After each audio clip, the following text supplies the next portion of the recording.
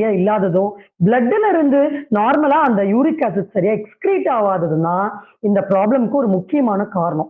So அப்ப நம்ம அந்த ரத்தத்தில் இருக்கக்கூடிய கிறிஸ்டல்ஸை எப்படி ஈஸியா டிசால்வ் பண்ண முடியும், எப்படி அந்த அந்த ஃபார்மேஷன்ஸை நம்ம தடுக்க முடியும், கிறிஸ்டல் ஃபார்மேஷனை எப்படி தடுக்க முடியும்னு நம்ம கொஞ்சம் நேச்சுரலான ஹோம் ட்ரீட்மெண்ட் மூலமா தான் நம்ம பார்க்க போறோம்.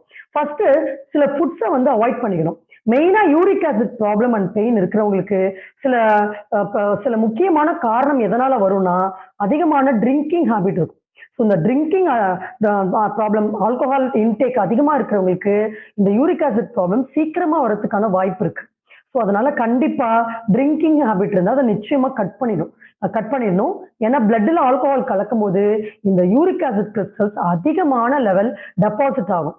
ஸோ கிட்னினால அதை எக்ஸ்கிரீட் பண்ண முடியாம தான் அது வலிகளாக நம்ம ஃபீல் பண்ண வேண்டிய ஒரு விஷயம் நமக்கு ஏற்படுது. அப்புறம் இந்த யூரிக் ஆசிட் இருக்கிறவங்க